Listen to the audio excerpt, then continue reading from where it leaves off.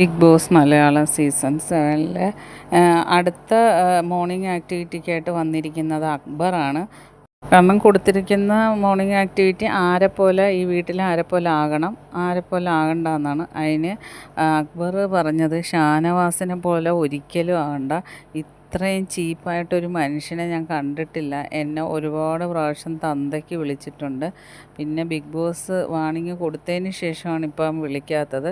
പുള്ളിയുടെ വിചാരം എന്തോ വലിയ ആണെന്നുള്ള മാസ് കളിച്ചുള്ള നടപ്പാണ്. പിന്നെ തെറ്റ് ചെയ്ത് കഴിഞ്ഞാൽ അത് തെറ്റാണെന്ന് അറിഞ്ഞാൽ പോലും പുള്ളി അംഗീകരിക്കത്തില്ല. അത്ര ചീപ്പായ ഒരു കണ്ടസ്റ്റൻസാണ്. പിന്നെ അതുപോലെ ഏറ്റവും വൃത്തികെട്ട സ്വഭാവം എന്ന് വെച്ചാൽ ഫുഡ് കൈയിട്ട് വാരുക.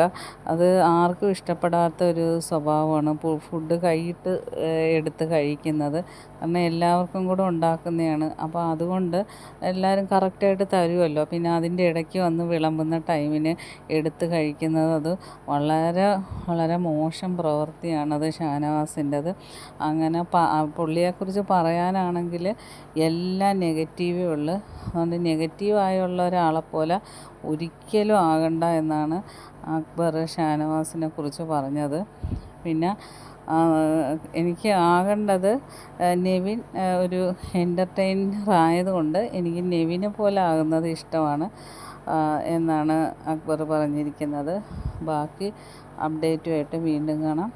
എൻ്റെ ചാനലൊന്ന് സബ്സ്ക്രൈബ് ചെയ്യണേ.